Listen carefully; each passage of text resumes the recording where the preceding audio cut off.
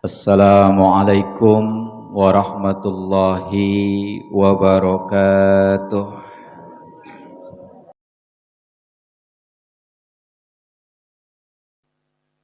Alhamdulillahi rabbil alamin, wal aqibatu lil muttaqin, wala udwana illa 'alal zalimin.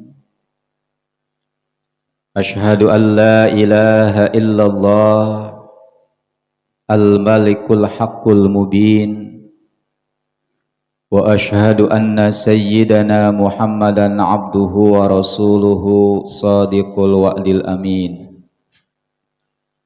Allahumma salli wa sallim wa barik ala sayyidina Muhammad wa ala alihi wa ashabihi ajma'in, amma ba'du.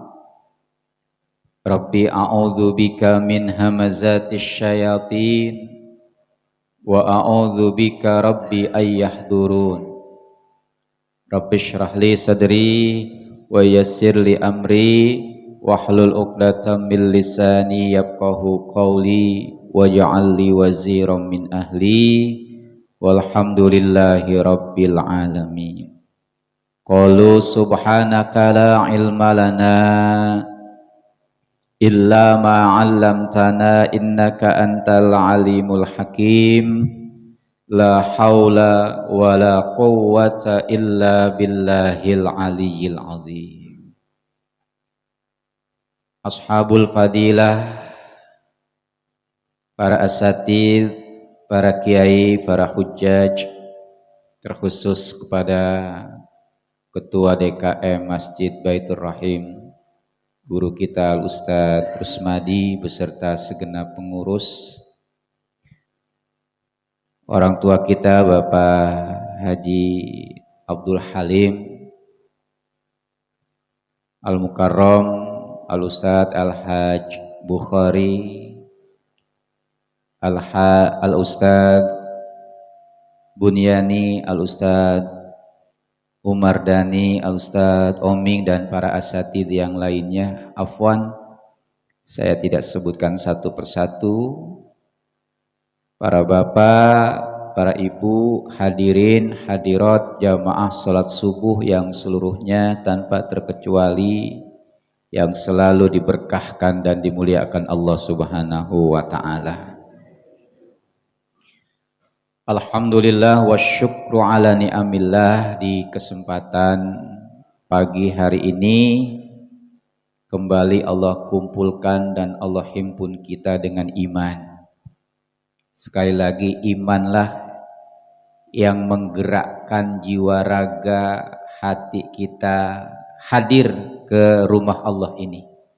Kalau bukan karena iman, masih banyak mereka yang berselimut, masih banyak mereka yang masih terlelap tidur, tapi imanlah yang membangkitkan dan menghidupkan jiwa raga bahkan hati kita.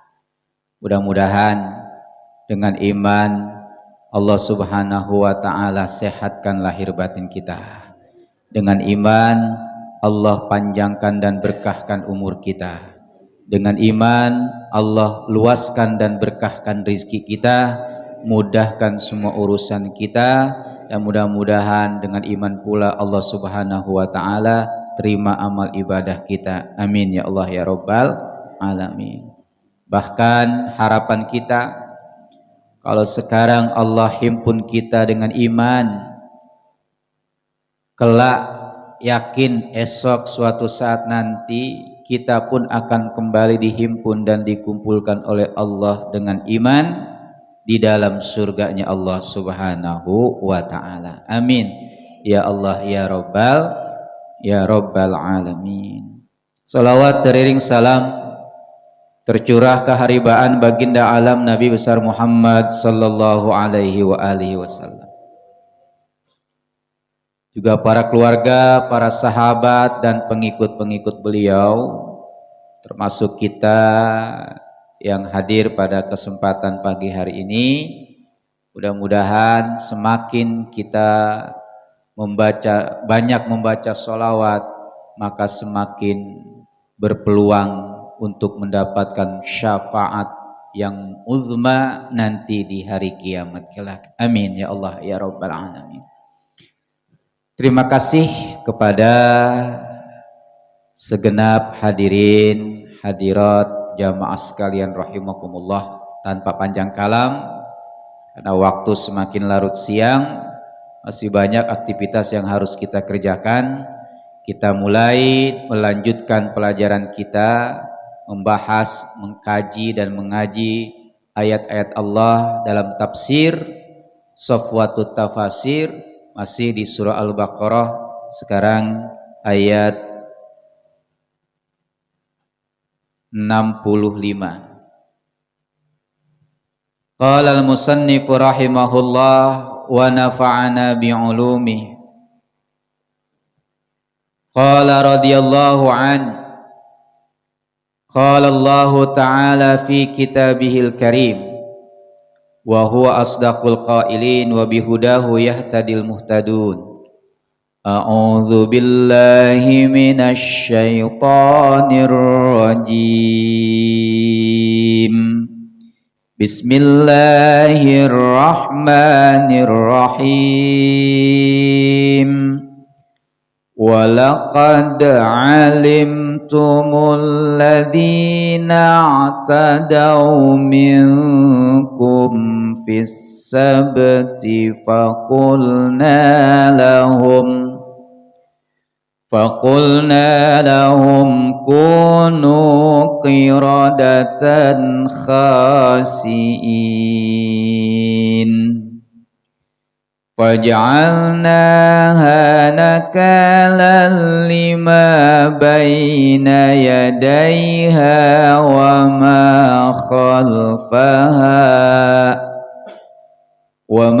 خلفها وموعظة للمتقين.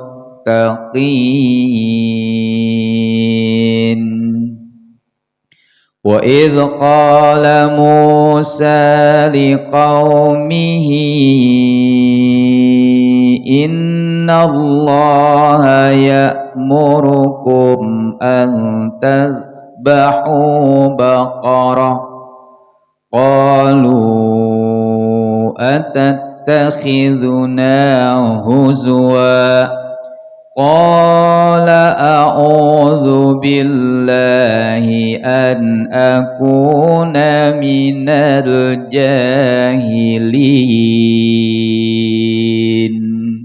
صدق الله العظيم. Hadirin hadirat jamaah sekalian rahimakumullah, melanjutkan ayat yang lalu, masih cerita atau menceritakan tentang Bani Israel yang sudah banyak diberikan kenikmatan oleh Allah, tapi tetap mereka menuntut kenikmatan yang lainnya. Makanya Allah Subhanahu wa taala sering tegur mereka, uzkuru ni'matallah. Sebutkan, ingat-ingat nikmat yang Allah telah limpahkan kepada kalian. Sering Allah ucapkan ini kepada Bani Israel, tapi tetap saja mereka kurang bersyukur dan minta agar supaya dilebihkan dan ditambahkan lagi nikmat itu. Padahal sudah banyak yang Allah limpahkan. Sampai suatu saat Allah Subhanahu wa taala meminta dan mengambil janji dan sumpah mereka untuk memanfaatkan nikmat dalam rangka beribadah kepada Allah Subhanahu wa taala, dengan jaminan gunung Tur Sina diletakkan di atas kepala mereka. Ya. Coba kalau zaman sekarang mereka-mereka yang bersumpah ditaruhin gunung di atasnya. Karena yang ditaruhin Al-Qur'an, jadi nganggapnya ringan, padahal Al-Quran lebih berat daripada gunung. Subhanallah. Jadi mereka berani menentang atau tidak melaksanakan apa yang mereka ucapkan. Na'udzubillah, summa na'udzubillah. Begitulah Allah sampai memberikan sanksi dan jaminan Gunung Tursina kalau seandainya tidak dilakukan sumpah mereka akan ditimpakan atau dibebankan kepada mereka. Na'udzubillah summa na'udzubillah. Tapi tetap saja mereka berpaling dari apa yang mereka janjikan. Makanya kalau bukan karena karunia dan rahmat Allah, Allah menegaskan lakuntum minal khasirin. Pastilah kalian termasuk orang-orang yang merugi. Merugi dalam artian dunianya, merugi dalam artian karirnya, rizkinya, umurnya, apa yang mereka kerjakan, terlebih-lebih apa yang mereka ibadahkan. Na'udzubillah kalau sampai berlanjut kerugian itu di hari akhirat, udah buntung semuanya. Na'udzubillah summa na'udzubillah. Terus Allah Subhanahu wa taala berikan lagi pelajaran kepada orang-orang Bani Israel dengan firman-Nya, walaqad alimtumul ladzina tadaw minkum fis sabt, dan sungguh kalian sudah mengetahui alladzina tadaw, mereka-mereka dari teman-teman dan dari pendahulu-pendahulu kalian yang mereka melanggar minkum dari kalian atau dari kelompok kalian fis sabti, dengan peribadatan yang diperintahkan oleh Allah pada hari Sabtu. Perlu diingat para bapak ibu, hari Sabtu itu adalah hari kebesaran untuk orang-orang Yahudi. Ya, hari Sabtu itu adalah hari kebesaran untuk orang-orang Yahudi. Hari Ahad adalah hari kebesaran untuk orang-orang Nasrani. Bukan hari Minggu ya, hari Ahad. Biasakan ngomong hari Ahad. Nggak ada seminggu, itu nggak ada. Yang ada sepekan. Nggak tahu siapa yang ganti itu. Pertama Ahad, Isnaini, Ahad itu wahid, hari pertama. Senin, Isnaini, hari kedua. Ya, Selasa, asal kata hari yang ketiga Sulasa. Ya, Rabu itu Al-Arbi'ah, asal kata Arba'ah. Arba itu hari keempat. Udah rapih banget itu dari dulu. Ya, Kamis itu ada kata Khomis, Khomsah. Khomsah itu hari kelima. Jum'ah dikumpulkan tuh hari semuanya. Ya. As-sabtu asal kata as-sab'u. As-sabtu asal kata as-sab'u. As-sab'u itu sab'ah, 7. Ya, jadi hari ke-1, kedua, ketiga, keempat, kelima. Nah, hari ke-6-nya itu adalah hari kebesaran untuk orang-orang Islam, dan hari ke-7-nya as-sabtu namanya. Kembali lagi kepada Ahad, hari pertama. Itu hari kebesaran orang-orang Yahudi adalah hari Sabtu. Sementara orang-orang Nasoro hari Ahad gitu. Bisa nggak membiasakan ngomong hari Ahad gitu? Ahad kedua, Ahad ketiga, Ahad keempat. Begitu.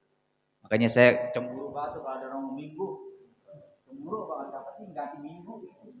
Ada artinya. Apa ya, Bu? Sengaja kali mereka mengganti seperti itu. Colongan saat itu. Ya, kecolongan hari Ahad diganti dengan hari Minggu, padahal udah rapih semuanya itu, ya. Nah, hari kebesaran buat orang Islam kapan? Hari Jumat, tuh udah diatur sama Allah. Ya, udah diatur sama Allah. Ya. Subhanallah, tabarakallah. Nah, ketika mereka diperintah oleh Allah, orang Yahudi ini, pendahulu-pendahulu mereka atau Bani Israel, supaya beribadah pada hari Sabtu, tapi mereka langgar. Disuruh berangkat ke tempat ibadah pada hari Sabtu, namun sayang ya, bahwasanya mereka tidak mau berangkat pada hari Sabtu ke rumah-rumah ibadah mereka. Ai arabtum ma fa'alna biman asa amrona. Orang-orang Bani Israel itu udah tahu apa yang Allah perlakukan terhadap mereka-mereka yang menentang dari golongan mereka dari perintah Allah supaya berangkat ibadah pada hari Sabtu. Hina khalafu wastadu yaumas sabti. Ketika mereka menentang, yakni sampai penentangannya itu bukan kata-kata. Kalau misalkan orang menentang, ayo berangkat ke masjid, ayo berangkat ke rumah ibadah, ntar dulu itu kan menentang juga tuh. Tapi masih halus. Ya.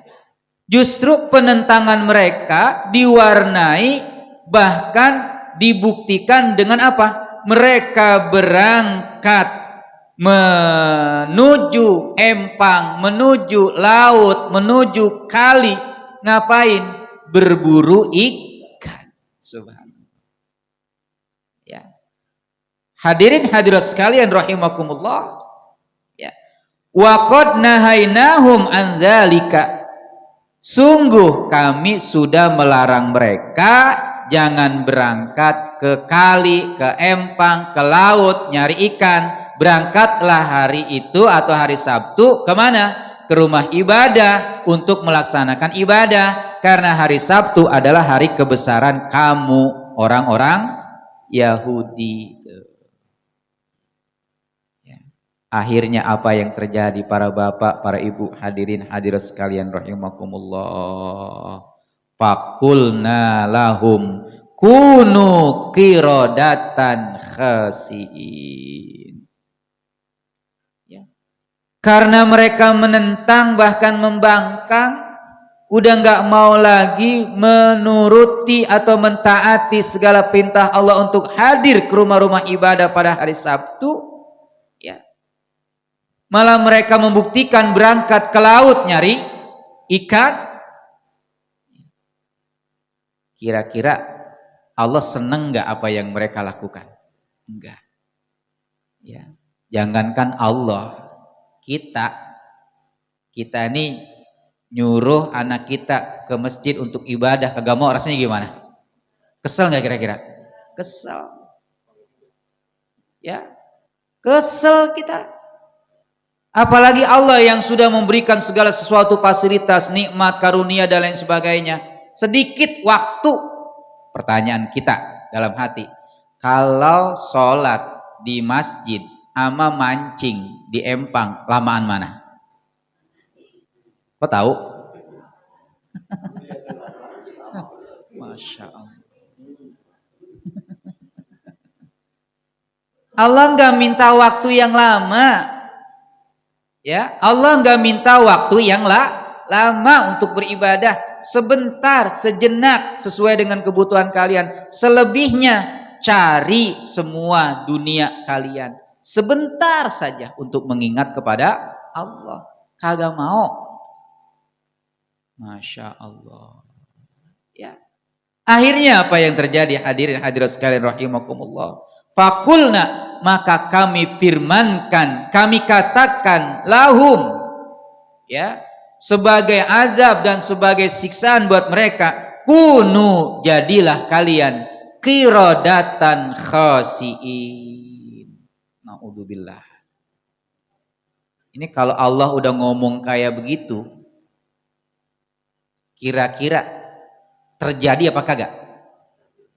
Karena Allah Subhanahu wa taala udah berfirman, innama amruhu idza arada syai'an ayyaqula lahu kun fayakun. Semua apapun urusan Allah Subhanahu wa taala, kalau dia mau berkehendak terhadap sesuatu, cukup baginya, enggak usah nyari, enggak usah belanja, enggak usah beli nyari sono segala macam rupa. Cukup baginya mengucapkan apa? Kun, apa kun? Jadilah, fayakun, maka jadilah. Subhanallah. Merinding saya ngomong. Kepala bulu-bulu pada merinding. Ya. Ini Allah udah permisalkan kepada umat-umat terdahulu. Ketika mereka disuruh ibadah, berangkat ke rumah ibadah, malah bukan berangkat ke rumah ibadah, melainkan ngapain? Nyari ikan, nanggok. Ya, nanggok, nyari ikan kemana-mana. Masya Allah. Akhirnya Allah Subhanahu wa ta'ala kasih pelajaran kepada mereka. Kunu qiradatan. Qiradah itu jamak dari kirdun. Ngerti kirdun? Kirdun itu kera, monyet. Ya, monyet. Qiradatan khasiin. Jadilah kalian kera-kera yang hina. Masya Allah. Ketika mereka berangkat di hari Sabtu itu ke laut, ke empang pada nyari ikan, pada nanggok ikan, pulang pada bebulu sama bebuntut. Masya Allah. Ya, ini sudah diperlakukan Allah terhadap umat-umat pendahulu mereka. Kenapa ketika kalian diperintah untuk berangkat pada hari Sabtu ke rumah ibadah, kalian nggak mau? Maukah kalian akan diperlakukan seperti itu? Subhanallah. Ya, itu untuk Bani Israel. Masya Allah. Kaum Yahudi tuh. Orang Yahudi di zaman baginda Nabi Sallallahu Alaihi Wasallam. Sudah ada pelajarannya seperti itu. Ya. Nah, pertanyaan kita, mohon maaf nih, kita punya hari kebesaran, hari apa? Hari Jumat. Allah berfirman dalam Al-Quran, "Idza nudiya lis-sholati min yaumil jum'ah fas'au ila dzikrillah." Kalau udah dipanggil untuk sholat pada hari Jumat, segeralah berangkat untuk mengingat Allah, hadir ke masjid. Pertanyaan saya, ada nggak kira-kira yang disuruh berangkat ke masjid, ngakunya orang Islam, nggak berangkat ke masjid tapi berangkat ke tempat mancing? Ada nggak? Sekarang tempat mancingnya modern, canggih-canggih sekarang. Ya, bukan dalam artian tempat mancing itu artinya harus nangkap ikan aja, bukan Pak. Bukan Bu. Jadi mereka mencari aktivitas selain daripada ya mengerjakan ibadah pada hari Jumat. Bisa jadi ke mall, bisa jadi main golf, ya, bisa jadi main golf. Bapak mah kagak tahu. Coba dah berangkat hari Jumat pada di golf itu penuh. Orang-orang pada berangkat ke masjid. Ya kita mah bukan olahraga kita itu golf. Ngerti golf? Kita mau main congklak kelasnya. Mereka mah kalau badi begitu. Allahu Akbar, subhanallah. Ya. Kalau seandainya Allah firmankan itu kepada mereka supaya menjadi kera, bisa nggak kira-kira? Masya Allah. Pada bingung bini. Ngapa bang lu? Pada berbulu muka, badan, udah gitu lagi pantatnya berekor. Jadi depan belakang pada berekor. Ya. Subhanallah, tabarakallah. Ya, ini luar biasanya. Namun Allah Subhanahu wa ta'ala tidak memberikan azab dan siksaan yang pernah dicontohkan kepada orang-orang Yahudi ketika mereka berpaling di hari Sabtu, tidak berangkat ke rumah ibadah, melainkan berangkat ke laut untuk mencari ikan, kepada umat Nabi Muhammad sallallahu alaihi wasallam. Karena umat Nabi Muhammad ya disayang sama Allah, dan Allah melarang Nabi Muhammad untuk berdoa dengan azab dan dengan siksaan kepada mereka. Ya, inilah yang menjadi kebahagiaan kita. Ya, Nabi Muhammad enggak pernah lagi berdoa kepada Allah, ya Allah hancurkan umatku, enggak pernah. Karena dilarang oleh Allah. Kalau seandainya dihancurkan umat Rasulullah, udah habis semuanya, enggak ada lagi umat. Banyak yang zalim. Makanya kita jangan aneh. Kenapa sih orang-orang yang pada durjana, yang pada biadab itu kagak keblangsak pisan, masih bertengger, masih celoteh, masih kuat, masih kokoh, pengen kita paling enggak kayak terkapar gimana begitu. Ini karena Nabi Muhammad enggak pernah dan enggak dilarang oleh Allah untuk berdoa untuk menghancurkan umatnya. Ya, enggak usah jauh-jauh dah. Israel sama Palestina, kenapa sih itu Israel enggak pernah dihancurin sama Allah? Karena kalau dihancurkan itu Israel sama Allah, Palestina kena juga hancur semua ntar. Gitu. Ya, enggak ubahnya kita nih, banyak di antara kita, mungkin di antara mereka yang berbuat maksiat. Kalau seandainya Allah hancurkan dan binasakan orang yang berbuat maksiat, yang kena siapa? Semua kena. Allahu Akbar. Kemarin aja itu hari apa itu? Ada gempa. Hari apa? Hari Jumat atau hari Sabtu? Jumat ya? Jumat kalau nggak salah ya, Jumat. Ya, itu teguran jelas buat kita sekalian. Ya. Barangkali Allah memberikan ini pelajaran buat mereka-mereka yang berbuat maksiat, tapi yang ahli ibadah kena semua. Coba kemarin ketika jam 4 lewat berapa menit kemarin itu terjadi gempa itu. Yang Bapak Ibu rasakan, yang ingat ketika ada gempa itu apa yang Ibu ingat? Ada enggak yang ingat duitnya segepok itu ada di mana? Ada enggak yang ingat laki bininya? Ada enggak yang ingat anaknya? Enggak ada.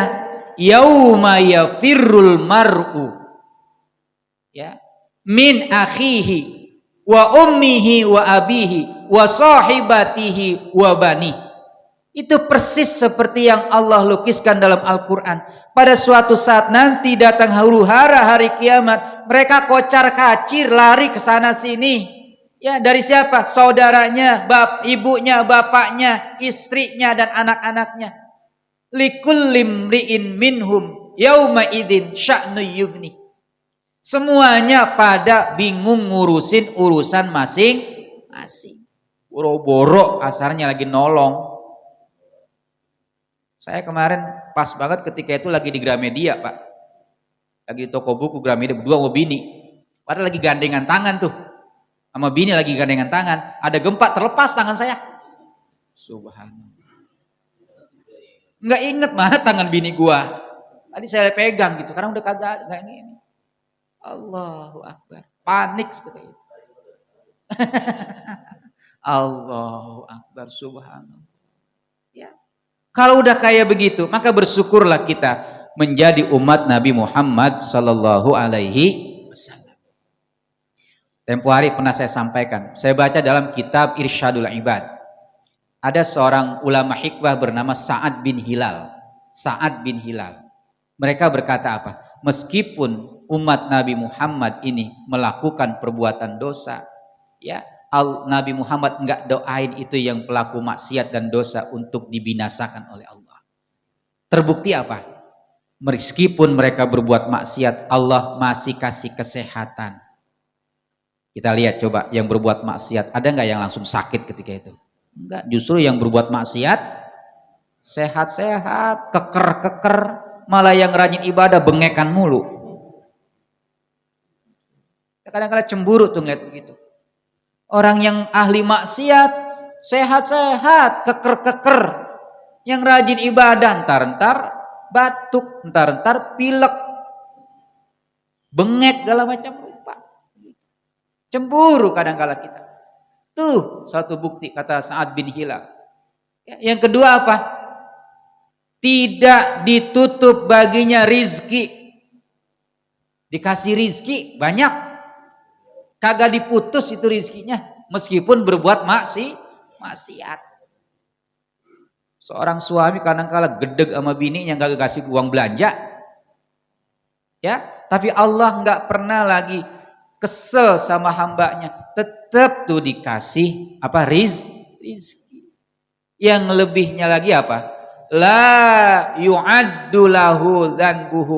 Allah nih memperlakukan umat Nabi Muhammad meskipun gemar melakukan perbuatan maksiat, nggak pernah disebut-sebut berapa banyak dosanya. Pernah nggak Allah ngitung-ngitung, dosa lu udah sekian banyak. Kayak guru membuat hasil pembelajaran siswa dengan adanya rapor itu, adanya rapot. Ya, nggak pernah. Allah bilang, kamu dosa kamu udah banyak, berhenti sekarang. Gak pernah Allah bicarakan ini kepada umat Nabi Muhammad.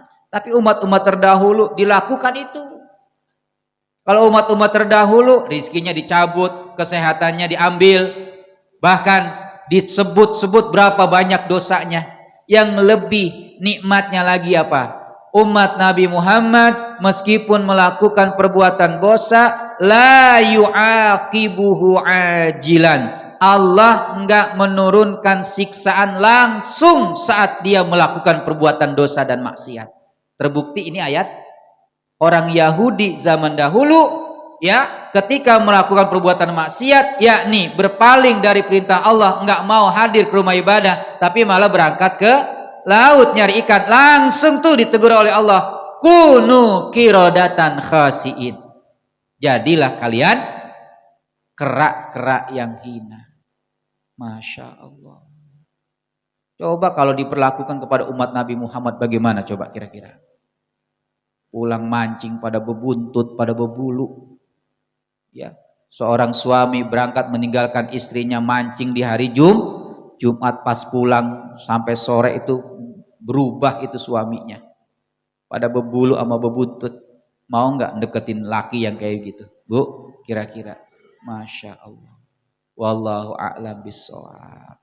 Ya, makanya Hamka, Profesor Dr. Hamka ya, membahas, mengkaji makna qiradatan, mana kerak, makna atau arti kerak dalam ayat ini menimpa kepada umat Nabi Muhammad bukan fisiknya, bukan postur tubuhnya seperti kerak, tetapi melainkan mereka akhlaknya, sifatnya, ya, kebiasaannya persis seperti kerak. Jadi kalau Profesor Hamka mengatakan bukan posturnya, bukan fisiknya persis seperti kerak, tapi apa? Sifatnya, karakternya, akhlaknya, perbuatannya, tabiatnya, kebiasaannya persis seperti kerak tuh. Gitu, Masya Allah.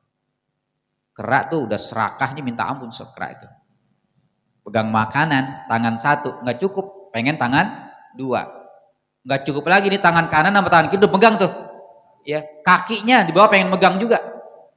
Kaki kanannya udah megang, kaki kirinya megang. Udah gitu di bawah lagi digendol. Subhanallah, itu kerak tuh sifatnya, serakahnya minta ampun. Ya, ada di dunia ini yang serakahnya kayak kerak. Subhanallah. Persis mengakhlak mereka, sifatnya seperti kerak. Naudzubillah, naudzubillah. Ai masakhnahum qiradatan, kami rubah bentuk, postur dan fisik mereka ba'daan kanu basyaron, yang dahulunya manusia, ma'adzillah wal ihana, menjadi kerak disertai dengan kehinaan dan kenistaan. Naudzubillah. Coba bayangkan kalau seandainya manusia berubah jadi kerak, bagaimana jadinya? Ya Allah. Naudzubillah, summa naudzubillah. Di film aja itu ada apa tuh? Yang jadi kerak itu siapa namanya itu? Kerak sakti itu. Ya, Sunggokong apa siapa namanya itu? Itu aja jijik melihatnya. Masya Allah. Ya, itu film. Bagaimana kalau seandainya benar-benar terjadi? Naudzubillah. Faja'alnaha nakalan lima baina yadaiha wa ma khalfaha, dan kami jadikannya al-maskhah, itu maksudnya perubahan bentuk dari manusia menjadi kerak itu sebagai apa? Nakalan, sebagai azab atau sebagai siksaan, lima bainaha, yang bisa dilihat oleh mata kepala mereka sendiri di hadapan mereka, biar disaksikan itu. Tuh ternyata enggak bohong, tuh ternyata terjadi apa yang Allah buktikan. Karena Allah itu tidak suka melihat makhluknya, apalagi hambanya menentang perintah-perintahnya, maka dirubahlah bentuknya. Naudzubillah, summa naudzubillah. Ai uqubatan zajiratan, sebagai siksaan atau azab yang bisa dipetik pelajarannya, biar jerak. Sekarang banyak sanksi hukuman yang ditimpakan kepada manusia enggak mengandung unsur jerak. Ya. nggak mengandung unsur jerak, airnya menumpuk, airnya mengulang-ulang, airnya banyak dan terus menerus, tidak ada habis-habisnya. Karena nggak apa? Nggak ada zajirotannya, nggak ada efek jeraknya, nggak ada, nggak kapok jadinya. Malah mereka bersenang-senang, korupsi berapa miliar, berapa triliun, enak-enakan, ada angkat tangan, ya Allah. Nggak ada rasa malu, nggak ada efek jeraknya. Coba kalau koruptor sekarang supaya dipotong tangannya sesuai dengan ajaran agama, insya Allah efek jerak, nggak ada yang niru ntar. Ya. Ini gara-gara birit terus-terusan akhirnya. Naudzubillah, summa naudzubillah. Ini saya ngomong begini ada diciduk nggak nih saya ngomong begini? Allahu Akbar. Karena ada yang denger saya diciduk lagi. Allah. Kenapa Allah Subhanahu wa taala memberikan sanksi pencuri potong tangan? Biar ada efek jerak, biar orang tahu tuh tandanya. Oh, dia tuh tangannya buntung karena apa? Nyolong begitu. Ini mah angkat tangan, dada. Subhanallah, di TV tuh lihat udah pakai jaket apa? Orang itu udah tahu pencuri, rampok. Dada, tawa-tawa, senyum-senyum. Subhanallah. Tabarakallah. Ya, wallahu a'lam. Enggak ada efek jeraknya. Makanya Allah berikan apa? Yang mencuri potong tangan. Sekali nyuri tangan kirinya dipotong nih, pas di sini nih. Di pergelangan tangan. Nyolong lagi tangan kanannya. Enggak, kaki kanannya dulu. Karena motongnya secara khilaf, secara silang. Ya, pertama tangan kirinya dulu. Itu Allah hormati tangan kiri dulu. Kenapa tangan kiri? Biar tangan kanannya bisa beraktivitas. Tangan kirinya yang dipotong. Nyolong lagi kaki kanan. Kenapa nyolong lagi? Tangan kanan yang dipotong. Masih nyolong lagi kaki kirinya. Ya lo kan udah tempat-tempatnya dipotong masih nyolong juga gitu. Masya Allah. Satu kali aja udah jerak sebenarnya, udah takut. Itu sebetulnya. Yang melakukan zina, yang belum kawin, didera, dipukul 100 kali. Habis itu diasingkan setahun, gak boleh ada di kampungnya. Tuh. Malu dia. Kenapa diasingkan? Oh, dia pelaku zina. Kalau masih gadis atau masih perjaka belum kawin. Kalau udah kawin, kalau udah nikah, apa sanksinya? Dia harus bukan dicambuk, dirajam. Apa dirajam itu? Dibuatkan lubang di tengah-tengah di perempatan jalan, tempat lalu lalang orang banyak, disiapkan batu di sekitarnya, setiap orang lewat tempongin itu sampai mati. Naudzubillah. Itu rajam. Itu bagi pezina yang sudah berkeluarga. Gara-gara begitu nggak akan ada yang mengenai. Tapi dianggapnya ini adalah ayat-ayat setan. Ini ayat-ayat azab. Al-Quran udah nggak relevan. Masya Allah. Ya, subhanallah, tabarakallah. Ini yang menjadi bahasan kita. Padahal semua hukum yang ditetapkan dalam Al-Quran itu mengandung efek jerah. Manfaatnya luar biasa. Insya Allah. Makanya terjadi sekarang perkosaan di mana-mana, nggak ada hukumnya, bebas mereka. Ya. Kemarin yang terakhir itu berapa orang tuh yang di pesantren, katanya ngakunya pesantren lagi, dicederai, dinodai itu nama pesantren, padahal bukan pesantren. Ini jadi image masyarakat tuh mengatakan, oh jangan keluar pesantren, nanti apa? Diperkosa sama kiainya, naudzubillah, padahal itu bukan pesantren. Belum lagi yang lain-lainnya, udah merusak tatanan masyarakat. Orang tua kandung, orang tua tiri udah mau menggauli anaknya, anak kandungnya, anak tirinya. Naudzubillah. Masya Allah, ini udah bagaimana dunia kayak begini. Subhanallah. Makanya Allah Subhanahu wa taala menjadikan nakalal lima bainaha sebagai siksaan yang mengandung unsur efek jerak. Liman barang siapa yang ya'ti ba'daha fil minal umam, bagi orang yang datang atau yang hidup nanti setelah umat itu. Oh iya, kemarin di sini ada perubahan bentuk gitu. Dari manusia menjadi Kenapa? Oh, karena dia menentang perintah Allah, disuruh sholat malah mancing, masya Allah. Tuh biar jadi pelajaran. Oh gara-gara gitu nggak mau berangkat mancing, maunya berangkat kemana? Ke rumah ibadah, ke masjid atau yang lainnya, masya Allah. Wa ma khalfaha, dan orang-orang yang datang setelahnya, ai ja'alna maskhahum qiradatan ibratan liman syahidaha.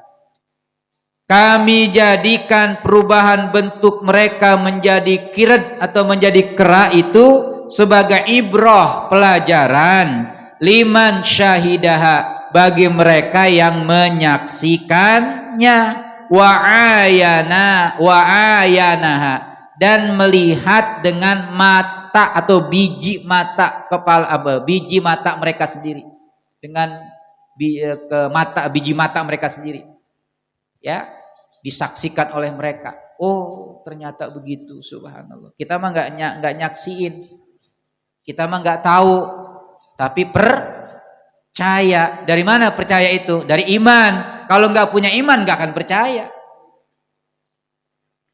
Makanya ini yang menjadi tantangan kita. Kalau kita nggak punya iman atau seorang nggak punya iman, menganggapnya biasa aja.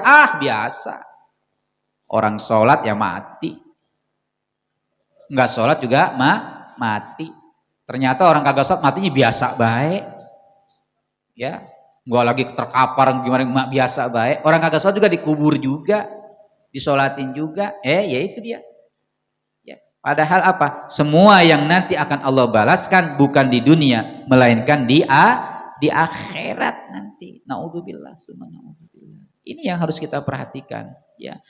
Wa ibratan liman jaa ba'daha walam yusyahidha. Itu pertama, pelajaran untuk mereka-mereka yang benar-benar hidup di masanya, menyaksikan dengan kisah nyata itu. Dan juga sebagai apa? Ibrah itu pelajaran dan nasihat buat siapa? Orang yang jaa ba'daha, hidup setelah peristiwa itu. Nah kita ini jadikan pelajaran. Kalau seandainya itu menimpa kepada mereka, menimpa juga kepada kita. Kalau seandainya kita menentang perintah Allah, pasti akan menentang kepada kita. Memang sekarang ini belum terjadi, tapi nanti di akhirat bisa jadi yang melakukan perbuatan ini benar-benar kita saksikan mereka di padang mahsyar bentuknya seperti monyet semuanya. Naudzubillah. Sekarang belum. Besok kita lihat mereka dibangkitkan di padang mahsyar. Kok jadi monyet? Kenapa jadi monyet? Ya itu dia. Yang disuruh berangkat ke masjid malah berangkat ke kemana tahu deh tuh mancingnya. Ya, wallahu a'lam bissawab. Ya, bagi siapa yang tidak menyaksikannya, wa mau'izatal lil muttaqin, sebagai bahkan menjadi nasihat. Apa nasihat itu? Ilmu yang berharga, pengalaman yang sangat cerdas, izzatan wa dzikra, sebagai nasihat dan peringatan, likulli abdin salihin, bagi setiap hamba yang soleh, muttaqin, mereka yang bertakwa, lillahi subhanahu wa ta'ala, kepada Allah subhanahu wa ta'ala. Makanya ini yang harus kita petik dari pelajaran kita sekarang, bahwasanya apa yang menimpa kepada umat terdahulu itu juga menimpa kepada kita. Cuma bedanya kalau umat-umat terdahulu itu siksaannya langsung terjadi, kalau kita umat Nabi Muhammad nanti di hari kiamat. Ya, di hari kiamat atau nanti setelah kehidupan di dunia, enggak jadi di dunia. Ya, ini maksudnya apa? Memberi kesempatan kepada mereka, pelaku-pelaku dosa, pelaku-pelaku maksiat, untuk merubah dan memperbaiki maksiatnya dengan kebaikan. Mau bertaubat, mau memohon ampun kepada Allah, insya Allah Allah tempatkan kita nanti di derajat yang paling mulia di sisinya nanti. Amin ya Allah ya Rabbal alamin. Ini saja barangkali, ini tadi ayat yang terakhir saya udah baca, namun nggak cukup untuk kita bahas pada hari ini. Insya Allah nanti bulan depan ya kita ketemu lagi, kita bahas lagi bagaimana nanti perlakuan orang-orang Yahudi itu, orang-orang Bani Bani Israel. Nanti akan Allah kupas, Allah akan buka semua kekurangan, kelemahan mereka supaya menjadi pembelajaran buat kita. Jangan mengikuti titah dan jalan atau langkah orang-orang Yahudi. Na'udzubillah, mudah-mudahan amin ya Allah ya Rabbal Alamin, kita jauhkan dari sifat ini. Dan terima kasih, mohon maaf ada segala kekurangan. Dan ada sharing atau pertanyaan barangkali? Ya.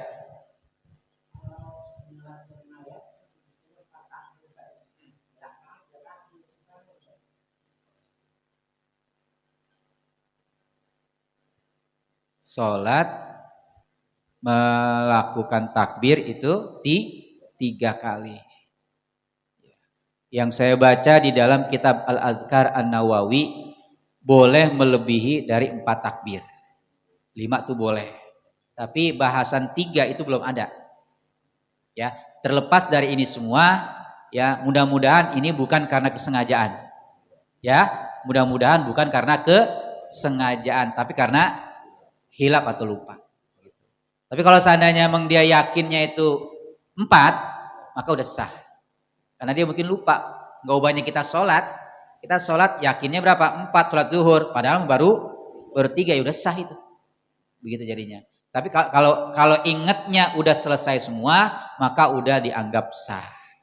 Ya, yang jelas bahwasanya sholat jenazah itu kalau di dalam kitab Al-Adhkar An-Nawawi saya baca itu boleh lebih takbirnya dari 4 menjadi 5, enggak apa-apa. Tapi kalau kurang enggak ada bahasan. Jadi kurang dari 4 memang tidak ada bahasan. Tapi saya mengira kalau seandainya ada yang sholat jenazah 3 takbir, ini bukan faktor kesengajaan. Barangkali lupa. Dan perlu diketahui kalau lupa dalam sholat jenazah itu enggak ada sujud sahwinya. Ada enggak sujud sahwinya? Kagak ada. Ya, kalau udah lupa ya dia ingatnya, oh iya udah salam, ya udah selesai urusan. Enggak ubahnya Bapak sholat lupanya itu baru 3 rakaat, harusnya kan 4 rakaat tapi baru 3 rakaat. Ya udah sah karena ingatnya udah salam. Kalau ingatnya pas mau salam tambah lagi. Begitu. Ini mah ingatnya udah salam. Seharusnya nih, enggak tahu siapa yang pintar siapa yang bodoh ini. Seharusnya kalau makmum tahu itu kurang takbir, tegur. Ada yang negur nggak kemarin?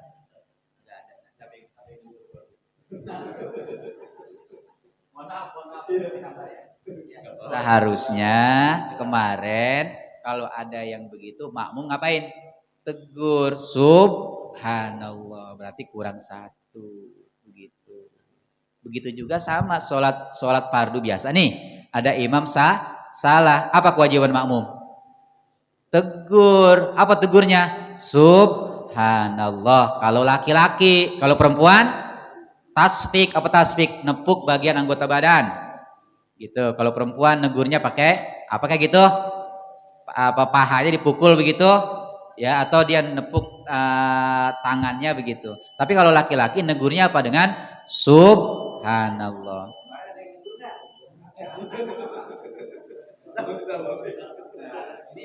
Pelajaran buat kita. Mudah-mudahan Allah ampuni semuanya. Ya, mudah-mudahan Allah ampuni begitu. Jangan bilang, kagak sah. Jangan memvonis begitu. Jangan lalu memvonis siapa sih imamnya? Jangan. Ya, jangan. Mohon maaf ya Pak, saya sering lupa. Saya ngimam sering lupa. Begitu, maka tugas makmum apa? Ingetin. Kalau saya lupa ingetin. Begitu. Insya Allah jangan divonis Ustadz goblok amat sih. Atau jangan-jangan aliran sesat tuh belajar di mana itu begitu. Jangan dulu. Barangkali kita husnudzonnya apa? Lupa. Saya yakin itu lupa. Dan kita mohon kepada Allah, mudah-mudahan Allah ampuni semuanya. Allah terima semua ibadah kita. Amin ya Allah ya Rabbal Alamin. Begitu saja ya Pak ya. Begitu, mudah-mudahan bermanfaat. Dan ini menjadi pembelajaran buat kita semua. Ya, terima kasih untuk doanya. Nanti saya minta kepada Al-Ustadz Haji Bukhari untuk memimpinnya. Dari saya cukup sekian. Wallahul muwaffiq ila aqwamit thoriq. Subhanakallahumma wa bihamdika asyhadu an la ilaha illa anta astaghfiruka wa atubu ilaik. Assalamualaikum warahmatullahi wabarakatuh.